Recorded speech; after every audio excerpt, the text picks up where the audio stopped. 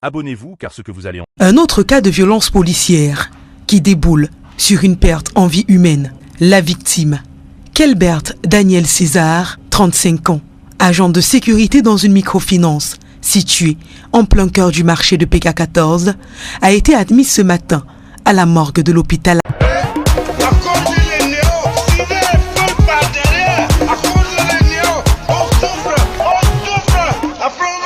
À Cantini de Douala.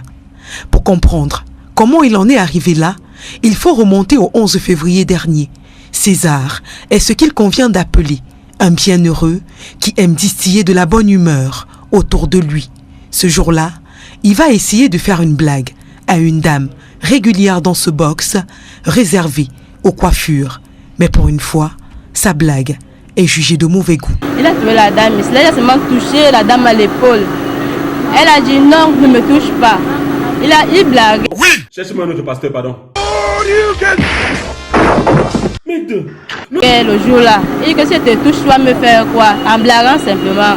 Elle dit non, ne me touche pas, ne me touche plus. Bon, lui, se disait que peut-être que ce sont les blagues qu'il fait souvent avec les gens ici là. Nous sommes habitués à ces blagues.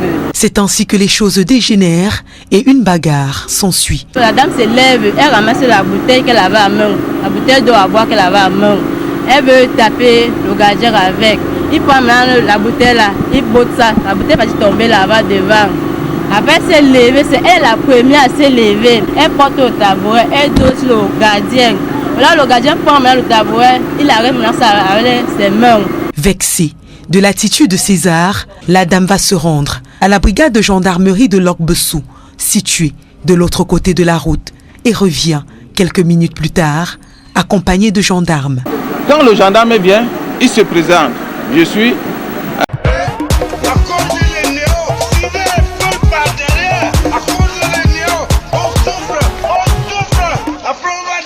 marchand de logis chef Youssoufa. Peut-on vous identifier? Le gars a dit qu'il ne peut pas partir. Il est en service parce que c'est lui le vigile de la microfinance. Après, il enlève la carte d'identité. Il donne à ce gendarme. On a envoyé 2 éléments qui n'étaient pas en tenue. C'est ces 2 éléments qui propulsent le monsieur en route à l'amener à la brigade.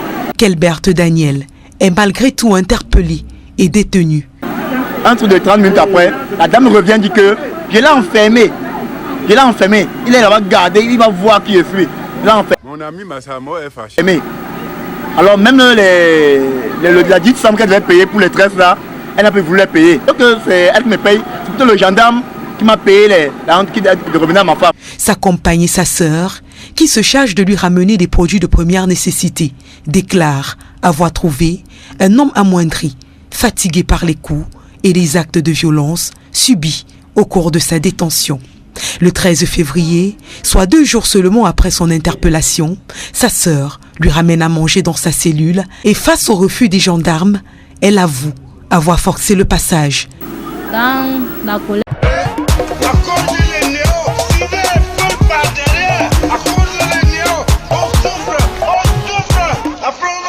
je suis entrée forcément dans la gendarmerie. Ce sont les prisonniers qui étaient en cellule qui me disent là où on a enfermé mon frère. J'ouvre là-bas, je regarde, je vois le lit vide. Quand je regarde derrière la porte, je vois mon frère couché en train de convulser. Il est en train de rejeter la salive, les yeux sont en train de partir. Mon frère, la langue partait, il avait déjà croqué la langue.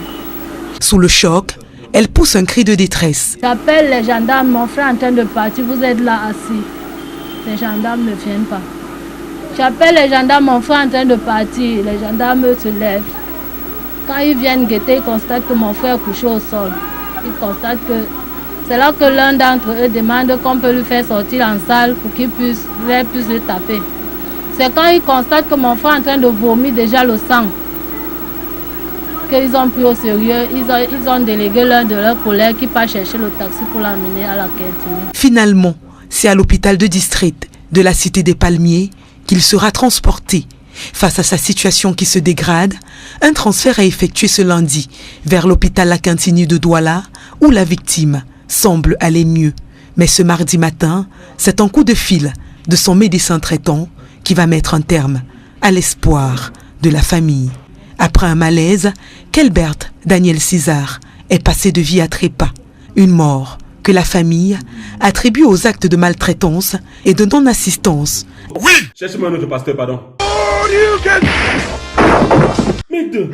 À personne en danger, ce d'autant plus que les témoins oculaires de son arrestation affirment. À la brigade, je ne sais plus comment la fête a continué.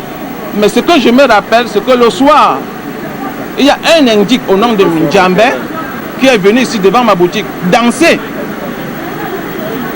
Il a bien fouetté ce monsieur avec de la machette jusqu'à fendre son dos et qui va lui montrer. Le lendemain, son collègue Eyen, qui est aussi un indique, vient, il me dit que quand il y a un problème comme ça, il ne faut pas que je me mêle parce que cette affaire peut m'amener loin. Je lui ai dit, monsieur, vous n'êtes qu'indique. Vous n'êtes qu'indique, vous ne m'intimidez pas. Il a dit, il a reçu un coup de fil. Il me dit, voilà donc que je pars déférer. Je lui demande, vous partez au déféré, vous êtes gendarme. Si le commandant de la brigade de gendarmerie de Lok-Bessou affirme ne rien savoir des actes de violence qui auraient été portés sur ce jeune citoyen au sein de son unité, les photos prises par la famille du défunt au fond de sa cellule et dans le taxi, ainsi que le rapport médical, laissent penser à un cas de violence qui aurait été exercé par des forces de maintien de l'ordre sur ce citoyen qu'ils avaient pourtant le devoir de protéger.